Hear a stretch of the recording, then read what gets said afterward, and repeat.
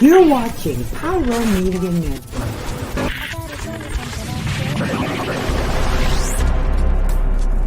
I could be running or I'm chasing you, but I won't. Cause I got better things to do. Rather spend my precious time chasing somebody who loves me too.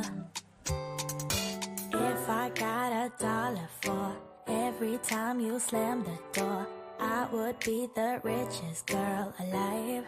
If you hadn't run away, every time I asked you stay, you would sleep right. Thank you for tuning in.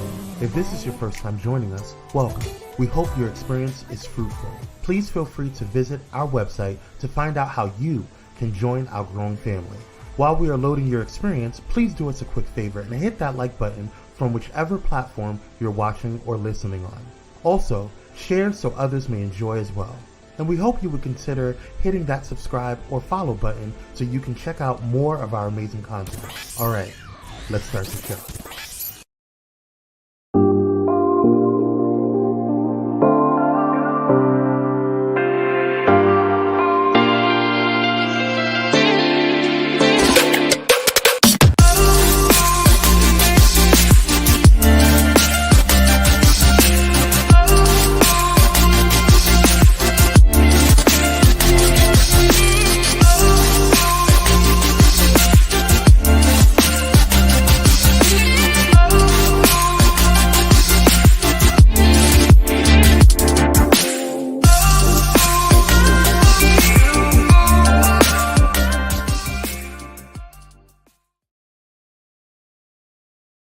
Hey.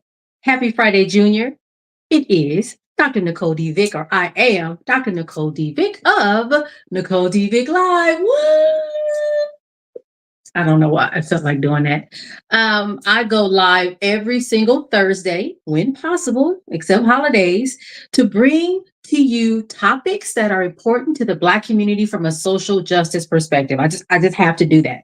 It ain't no other way for me to do what I do. That's just everything, the essence of who I am. Okay. And so y'all know that this month I have been talking about healthcare, and I decided I was going to call this month's theme Sick Nation, because our nation is really, we got a lot of issues among other things, right? But when it comes to healthcare, we got some problems. And, I spent the last couple of weeks kind of talking about them from a mental health perspective, a healthcare access perspective. And this week, I really want to give you all some takeaways on how to do things. I have met a fabulous woman. I forgot how we met. We're going to talk about that on the show in a minute. But she has been very instrumental in helping me navigate my health issue. And we don't talk often, but she'll kind of chime in every so often. Hey, what happened? And I'll say something and she'll be like, nope, that wasn't supposed to go like that. Next time that happens, say this or say that or call here or do that. Or I'm glad you didn't stay at that hospital because that hospital, So, it's really important to have people like that in your life to help you.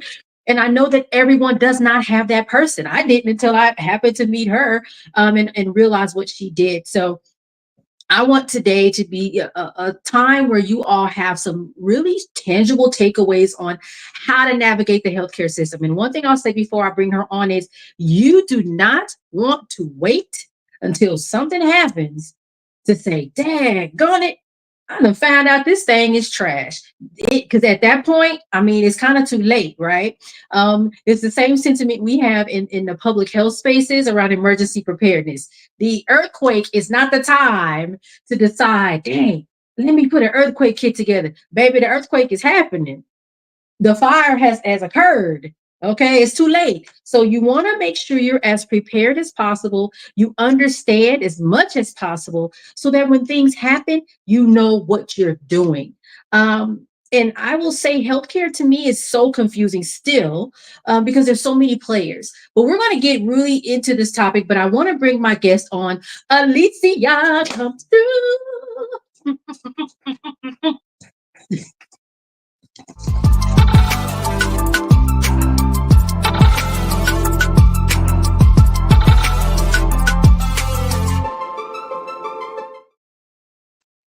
Hey girl, how you doing? Hey girl, first of all, this production is cute.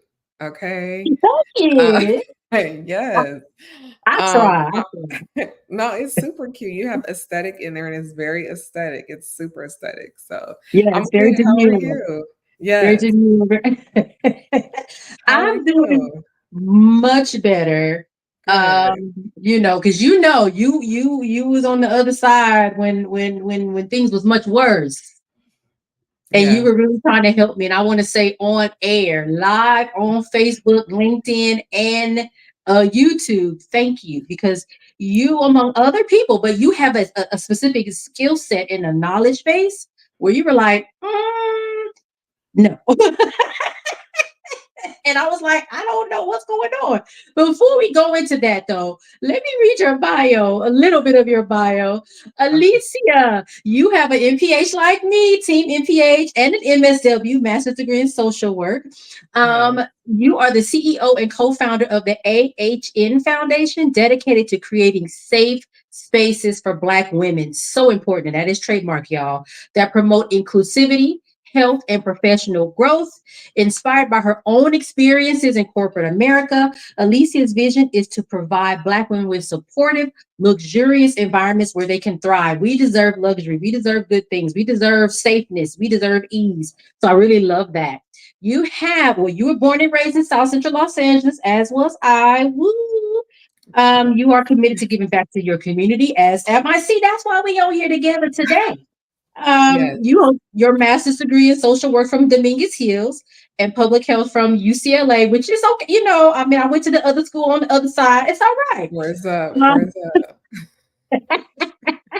you have three daughters and a husband of 23 years. So I'm really, really happy to have you on. And again, publicly want to thank you because again, Mm. even if I wasn't necessarily thinking about it or anything, you would jump in on LinkedIn and kind of leave a comment in my messages like, you good? Like, what's going on? What happened?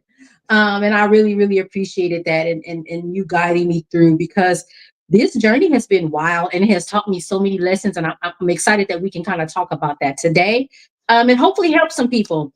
Before we go further, I want to say one of the main catalysts for this particular content for this month and this episode is because open enrollment. I know many of y'all can't see this, but this came in my little benefits packet that came to my house saying, baby, it's time for you to do your insurance and whatnot. And they send you the little booklet and the thing, and they tell you all the plans and all the coverages. And if you don't know what you're looking at, you what's the copay? What's co-insurance? What's all this stuff? It can be very confusing. So I'm Mhm. glad you're here to help us clarify some things, talk through some things, and hopefully we can help some people tonight. Absolutely. I'm glad I'm here for that too. Do you remember how we met? Was it LinkedIn? It was LinkedIn. So in what year is this? 2024. So 2023-ish. I can't keep up.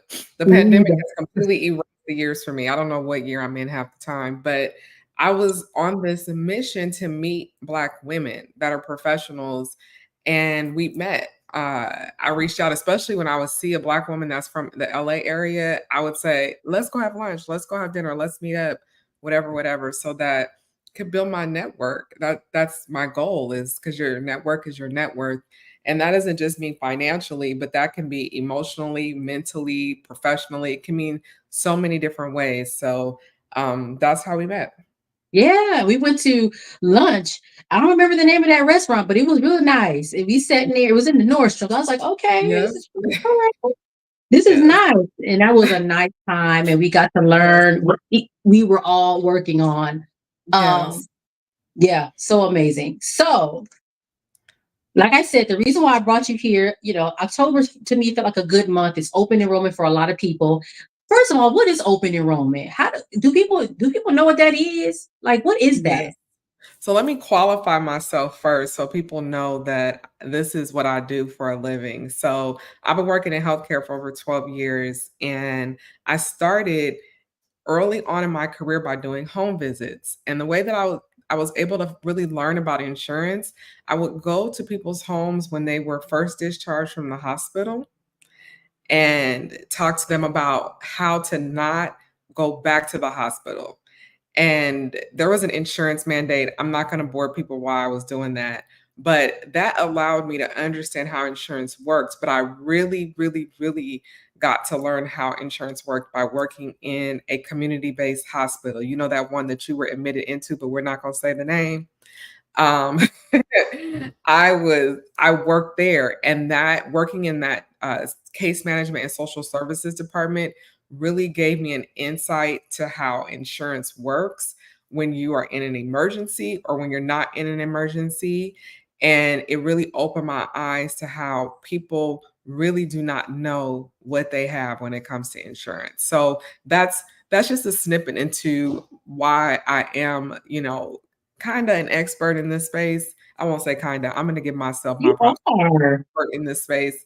And so open enrollment is just a time when you can make any change to your insurance that is not considered a change of life.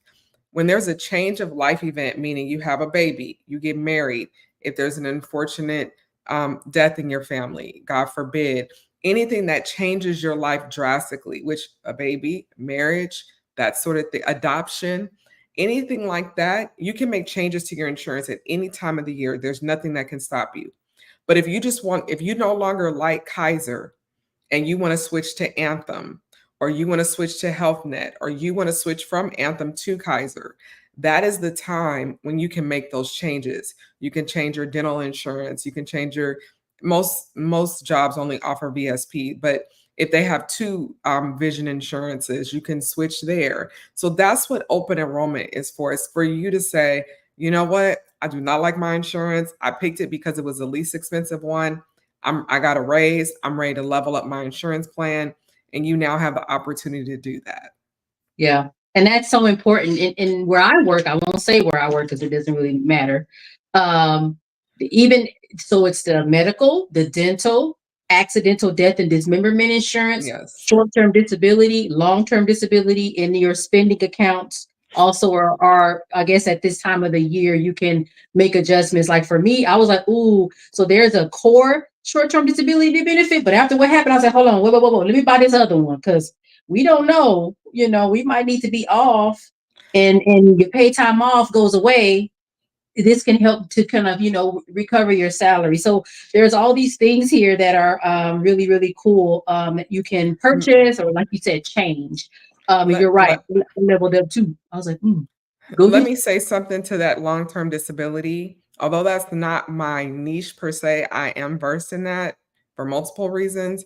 Make sure that it covers you, it makes you whole, meaning it doesn't just make it to where you're making 60%, because state disability will do that for 12 months. So you want to make sure it makes you whole, meaning 100% of your salary. Because if it's just to make sure that you're making the 60%, they may only pay you like $50 a pay period. So make sure it's to make you whole and not just get you to the 60% mark. See, hold on now. Okay, There's well, some nuances to all of this. So just make sure. see, and that's something to understand and know, because I didn't know that. I was like, oh, I just know I don't want to run out of time knowing I need to be home. So I need to get, so see, I learned something myself. I thought you had taught me everything. You done threw that one in. I'm like, wait. Yes. Let me get back into that portal later on and like, hold on. Yes. Wow.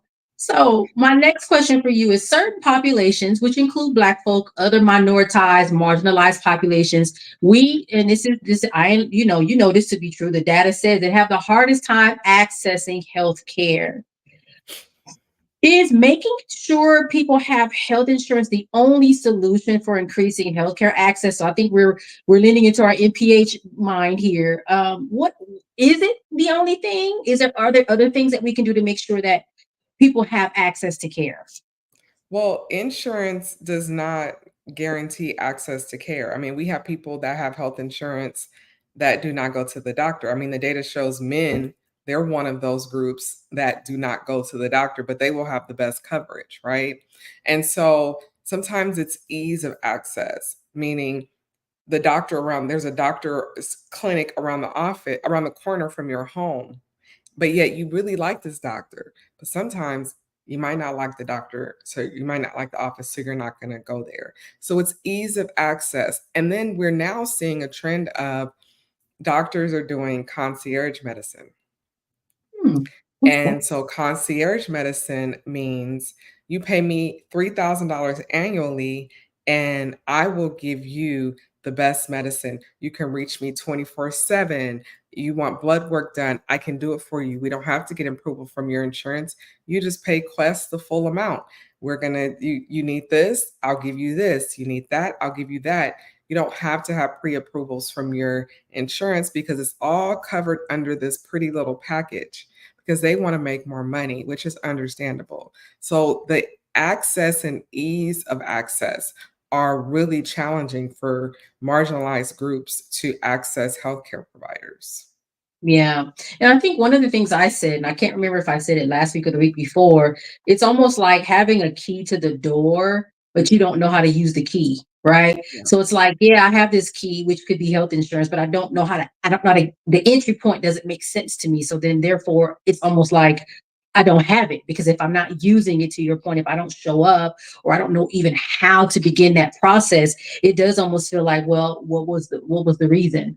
And you're right. I think accessibility, ease. If it's too hard to make an appointment, if you call them and they talking about your appointment is 3 months away, or any way that makes it, or it costs X number of dollars to park, or you can't find parking, anything that creates a barrier makes it really, really hard for people to access healthcare in a way that is beneficial to them, because it's like people are living their lives, people are busy with other things, and sometimes this feels like an additional sort of, even though it's our health and our life, I think sometimes we feel like this is additional, like, oh man, I don't feel like it. So when we make it hard, we literally do, like, it's like we give you a key, but we don't, the lock is like way up here and you can't even get in.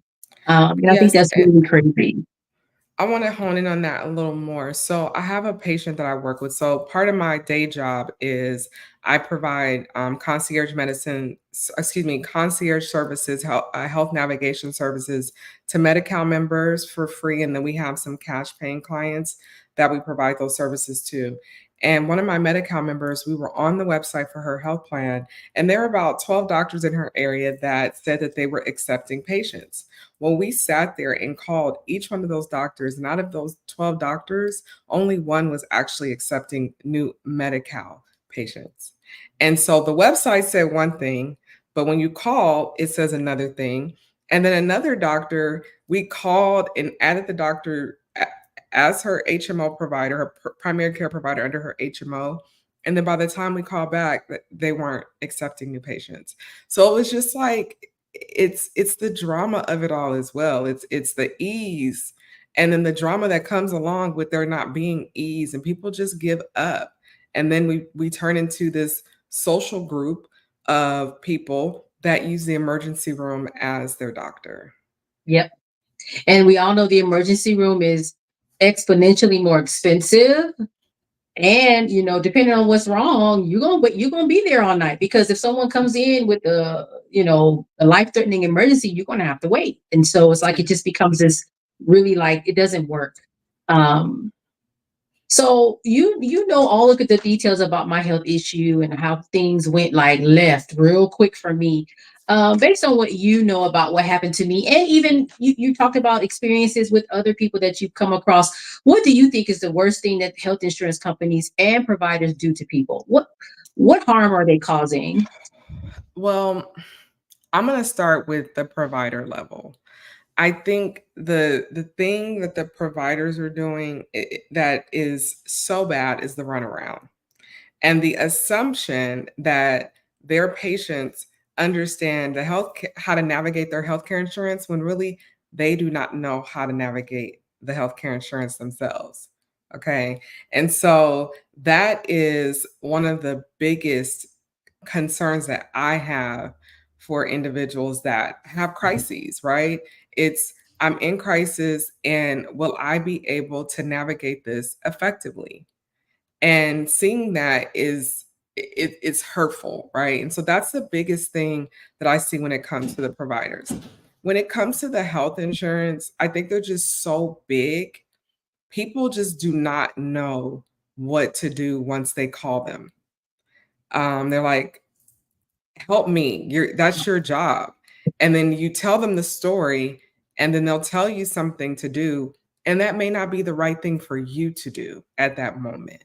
And so that is what I see as one of the biggest issues with the insurer, is trying to navigate just talking to them on the phone, getting them to understand what your concerns are, how they can support you through all of what you're going through, right? So that's what I see as the issues on either side. It's the physician thinks the patient understands insurance when they don't even understand insurance, and then the insurer is too big. They're not really providing their members exactly what they need. So crazy. We're going to go to commercial. And when we come back, we're going to talk about kind of from the consumer side. And then we're going to get into the tips and tricks that you have to help folks kind of navigate. So we'll be back in a few minutes.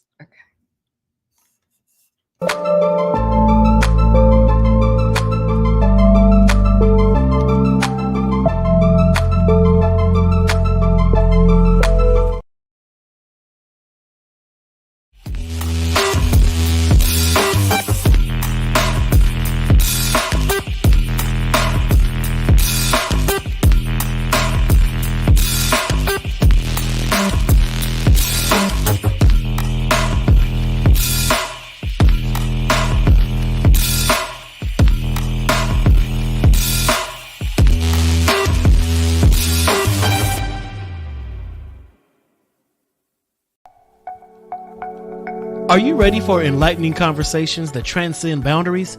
Get ready for Conversations with Clergy, brought to you by the HIV Vaccine Trials Network. In partnership with the world's largest publicly funded international collaboration, the HVTN is dedicated to evaluating vaccines to prevent HIV and COVID-19, but their impact doesn't stop there.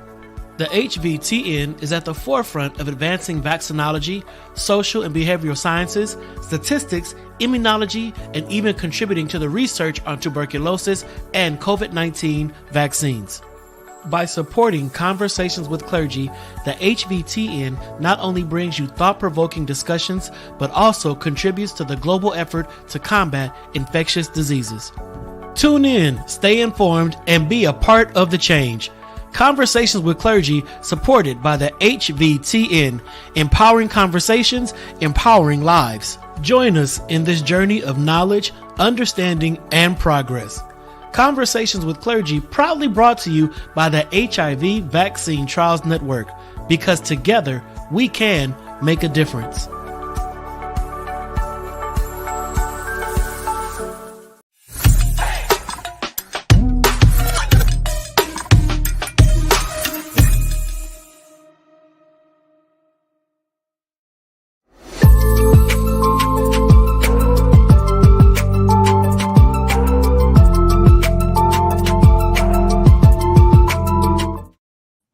And we are back talking about navigating the chaos of the health insurance industry. I don't know, all of it, healthcare, all of it.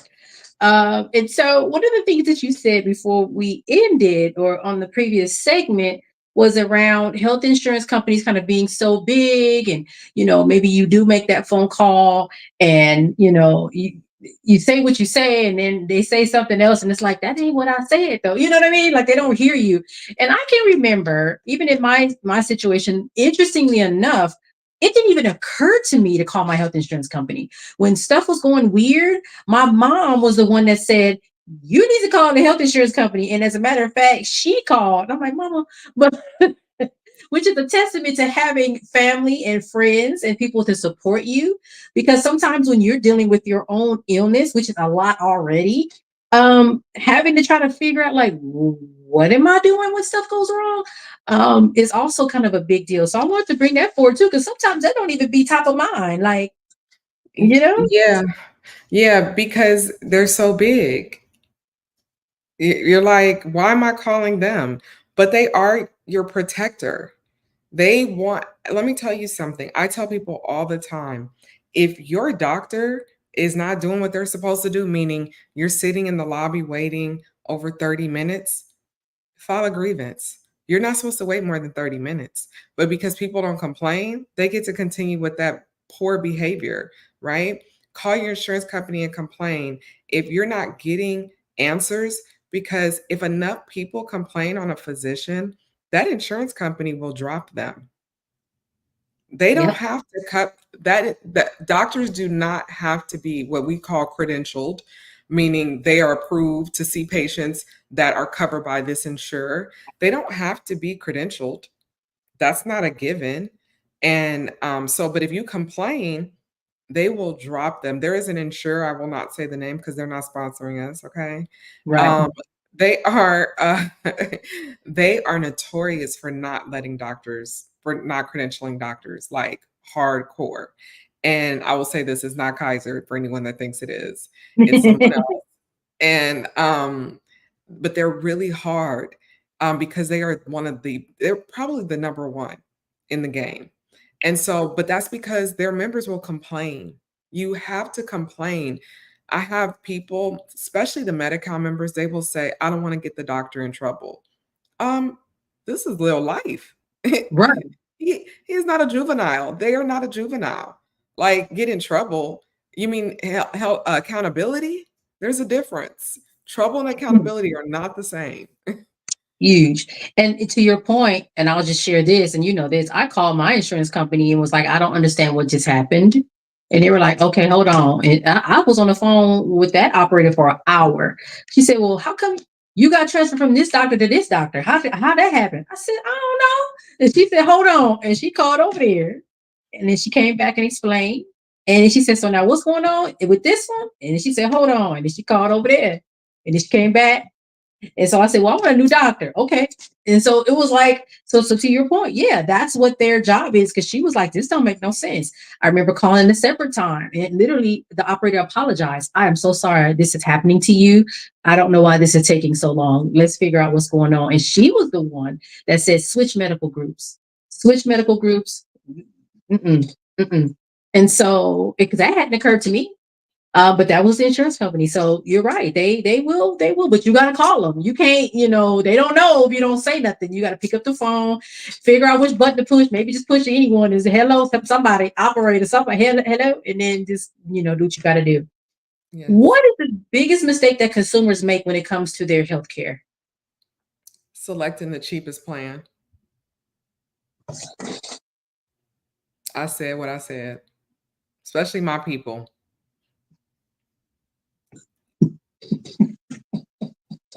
And why? Why is that a bad idea? Why the cheapest plan ain't the right one? What happened? I mean, where's your value? Are you valuable? Is your health valuable to you? I just see it as you want the best of the best for you. Okay. Now I understand some people cannot afford it. And so the best plan is the one you can afford, right? Mm-hmm. This is for the people that can't afford the more expensive plan. I have a PPO. Now I'm in a different space because my husband's job covers his premium at 100%. So we don't pay anything out of our paycheck. But that doesn't mean that I don't have to pay when I go to the doctor, right? So, but I get all of those concerns. In the same breath, I know that I don't want to be told, "Oh, we don't take that insurance." I don't ever want to be. I just don't. I want to go wherever I want to go, and I don't want to have to get approval before I go. So, full disclosure, I have Hashimoto's, which is a thyroid disease. I have hypothyroidism, or I'm on the cusp.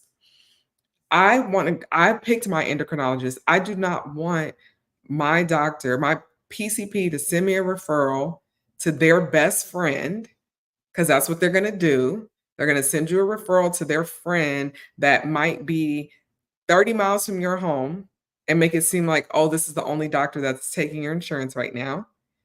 And then I have to go to their friend, and I might not like their friend. Right. I have to wait for another authorization to the doctor I want to go to. And then my PCP might be in their feelings and drag their feet to get the authorization to the other doctor.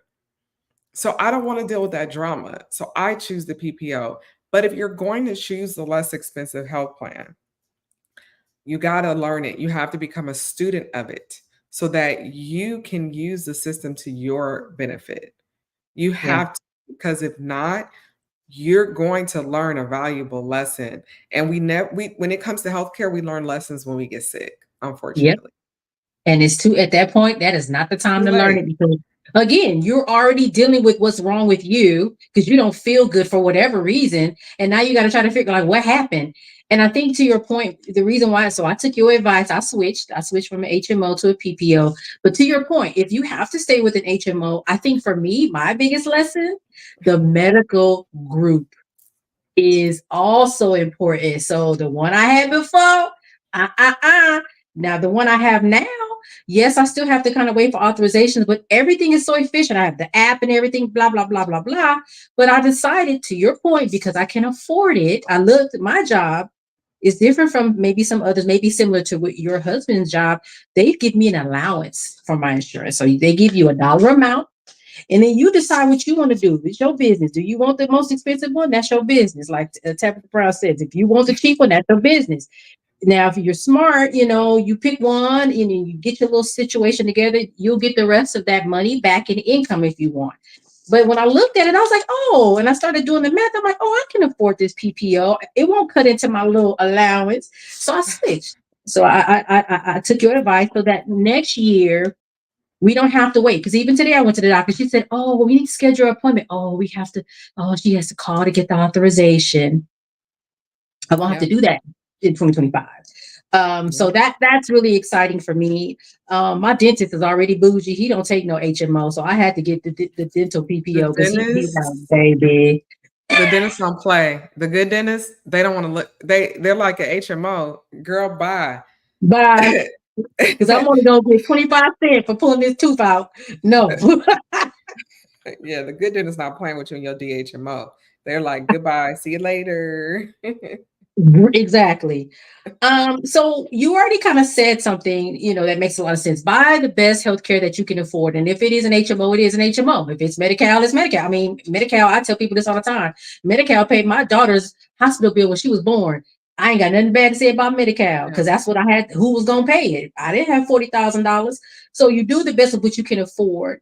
How do we make the best choice possible when it comes to healthcare? You shared something in one of the groups that we were in. I guess was that last month? You talked about think about the hospital. Like, can you walk through that? Like, talk through how you can figure that out so that you don't make the mistake I made and pick the Cray Cray medical group at first. It didn't know it was Cray Cray. Like, how? Yes. So what you do is I always tell people pick your doctor. If you have an HMO, you have to select your primary care physician. Now, most people, when you first enroll into that HMO plan, the first thing they do is send you a medical card with a doctor that they spun the wheel on and said, we're going to pick this one. It's just any doctor that's close to you within so many miles of your home, right? So you say, I don't want that doctor because I don't know that doctor. I don't know anyone that's ever seen that doctor, but I want a new doctor. What you do is you go on that website, right, for your insurance, and you want to search first by facility. Search hospital facility. So it might say like acute care and whatever. Acute care is a hospital, but they may have a field that says straight hospital. Okay. So you click that and then you select your hospital. So you might want a local hospital. I know this is not just streamed in Los Angeles County. So I'll just say a local hospital, but I'm going to use LA because I'm an LA native. And so you might want Cedars-Sinai. Okay. Because you're like, listen, that's creme de la creme. That is the standard. So we're going to use Cedars-Sinai. Okay. Although they are having a federal probe for how they treat Black women that are giving birth, just so you know. Wow. So I just want to make sure I shine a light on that because that's not me. That's in the newspaper. Okay. So if you choose Cedars for let's say you have a back injury and you're like, I need my PCP to be out of Cedars because my doctor for my back, my physical therapist only works through Cedars. Okay. So you go to hospital, you search hospital. Now, once you go to hospital, you can scroll down or scroll up, and then you're going to find where it's going to say find physicians affiliated with this facility or something there like that. You click on that. Now, some provider websites I found, they won't let you search that way. But if they do, you click on that and then you filter out to primary care physicians. So you go to the website, you search facility, you scroll down to where till you get to find physicians affiliated with this facility or clinicians, and then you find a primary care physician based on that. And the reason why I say that is, now bear with me, Nicole. The reason why I say that this is you have and when you have an HMO, you are what's considered, this fancy word is called capitated.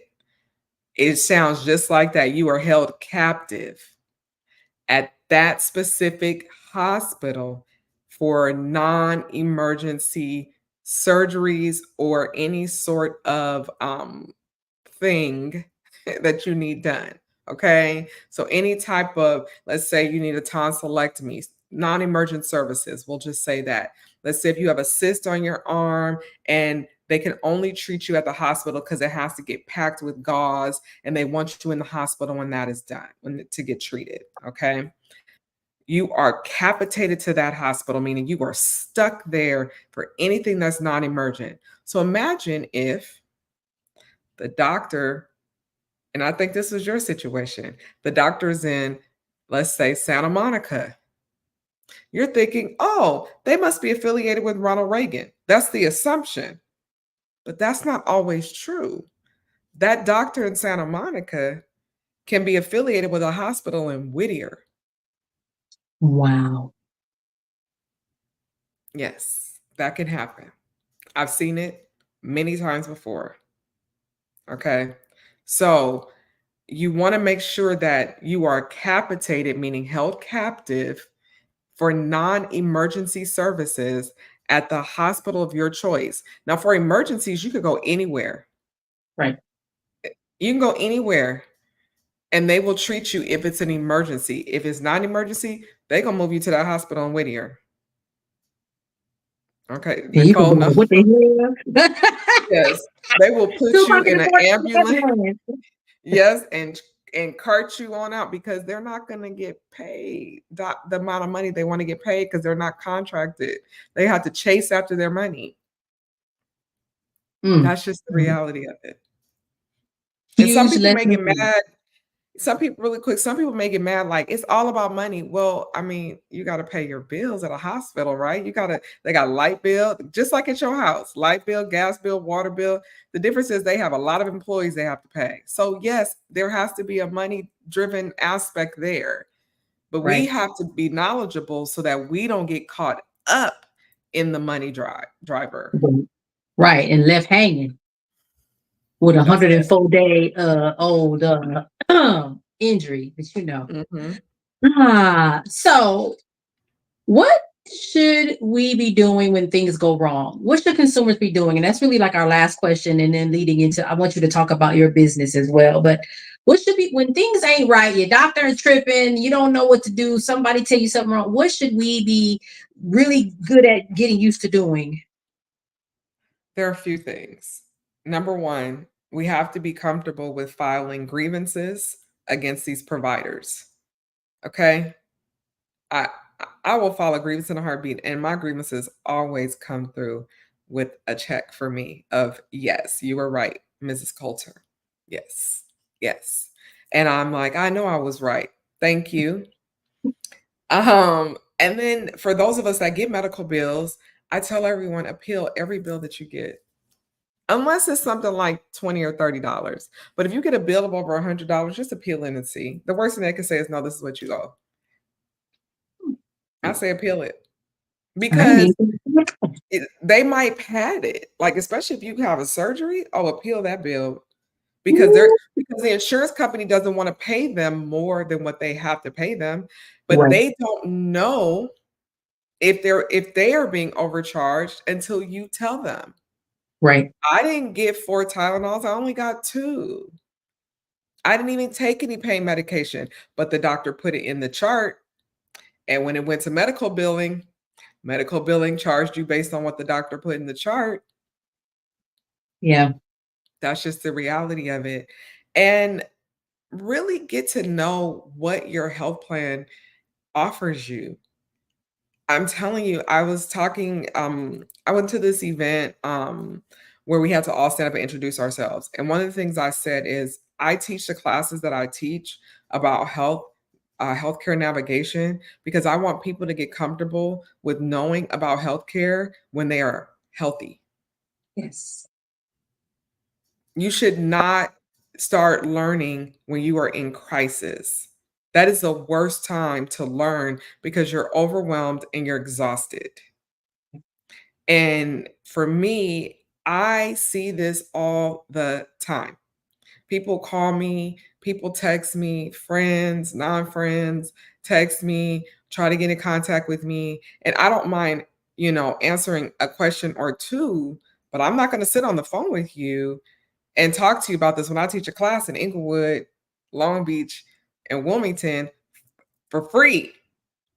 You could come to those classes for free. But if you want me to help you and provide you support, now you gotta pay the lady. And we don't Exactly.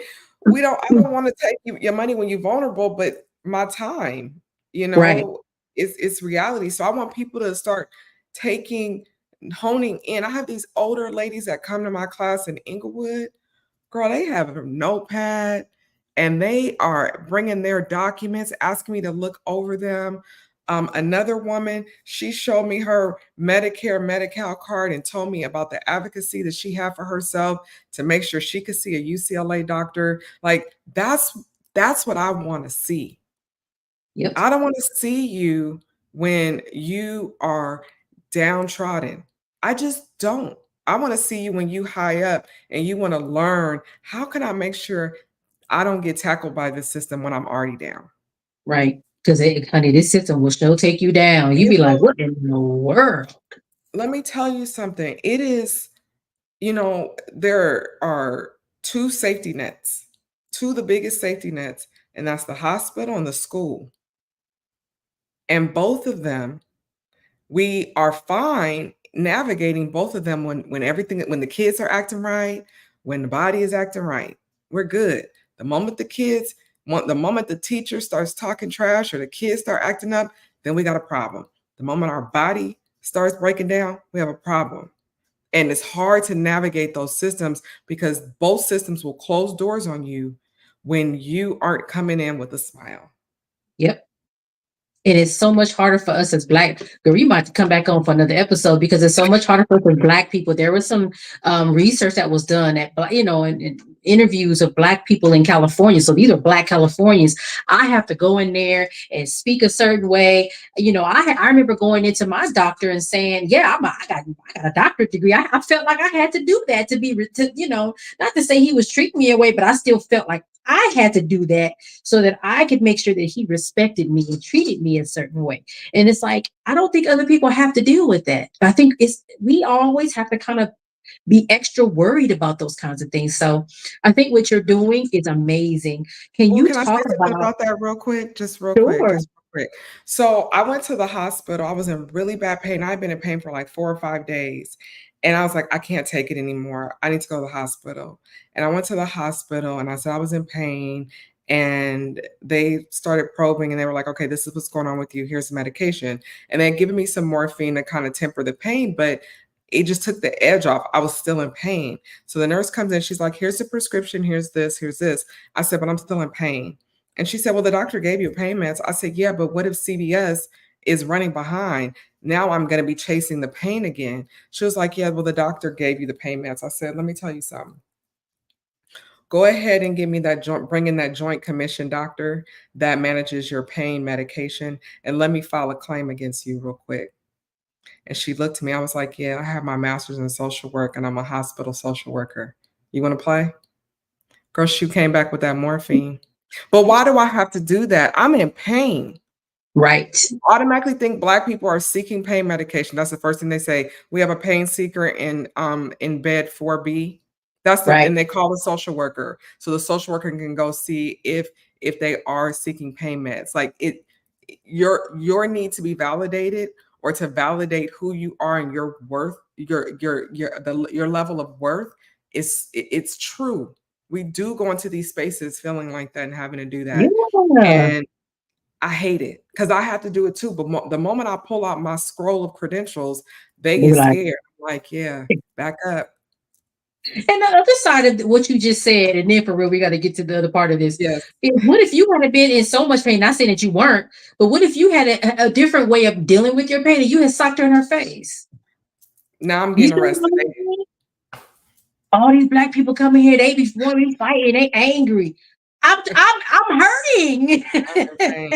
Yes. It's so crazy. Them South Central girls. I just think about my daughter. She's a fire sign. She's an Aries. Baby, that would have just been a whole mess. So I don't even know how that would have went. So tell me a little bit about your business. How can people get in touch with you? What if they want to attend the class? How website, all that good stuff. Okay, so HN Foundation, that is our nonprofit, and our focus for that organization is providing health equity services. My brand, Safe Spaces for Black Women, is housed under HN Foundation so that I can get grants and funding, and folks can give donations so I can continue to provide these health equity spaces for Black women. If they want to get in contact with me, they can email me at contact@healthequity, M as in Mary, P as in Paul, H as in Henry.com. I teach a class. It's so much. I'm going to go fast. I teach a class at 3 different centers. You can find out where we will be on our Instagram page at and the at is AHN Foundation. And I teach those classes, but we also provide free services up to 6 hours every 6 months to Medi-Cal members to help them or to support them in navigating this treacherous healthcare system, which is extremely difficult, more difficult for them than it is for us. With private insurance and employer-based insurance. And so we do that, but we also have concierge support for individuals that just have questions about their health plan and open enrollment, and just, I got a new job and this new job gave me a book this thick of all of our offerings and what should I select? And so that is a new arm that we have added to our business. I haven't really started promoting it, but I will hopefully in the new year. Awesome. Thank you so much for sharing that. Again, I know that's going to be helpful to somebody, because someone did reach out to me on Instagram maybe a week or two ago, like, yeah, I think I'm about to let, Kaiser go. I'll say it. And I was like, okay, well, I have someone, watch the show on this day, because we're going to talk about how to kind of navigate that. And I'm like, that's fine. Some people love Kaiser. I know people love Kaiser. Some people don't. And so she was wanting to think about other options, and I was like, well, and so maybe she can reach out to you. I'll send her your Instagram and stuff, so if she wants to reach out to you directly. She can reach out to me about Kaiser transition. I love helping with that. I've never been a Kaiser girl, so I don't know nothing about none of that. Thank you, Alicia, for being here tonight. All right, y'all, you know where to find me on my website, www.NicoleDvick.com. You can find my books there. You can see podcasts where I have been guest on. You can see my nails. You can see all the things on my website. You can reach out to me if you want me to MC an event, you want me to come speak at an event, all the things. My books are on there. I think I mentioned it already. Pushing Through, Finding the Light in Every Lesson. Push Through, 52 Weeks of Light in Tough Times, the journal. And then, Jesus, what's the name of that book? Triumph in the Trenches. Thank you. What's the name? That's an anthology where I wrote a chapter, contributed a chapter in about Black folk navigating the workspace. You can also find me on social media. I'm slowly coming back on Instagram and TikTok, Nicole D. Vick. And I will see you next week. We're going to have the director of the California Black Health Network on next week. And she's going to kind of wrap up this conversation around healthcare. From sort of a broader perspective, looking at that research and some of the campaigns that their organization is doing, similar to what you're doing, Alicia, really helping people figure out how to navigate the healthcare system. Because it's like, we might as well be trying to decipher hieroglyphics around here. Like, what in the world? So thank you again, Alicia, for being here. And everyone else, I will see you next week. Bye.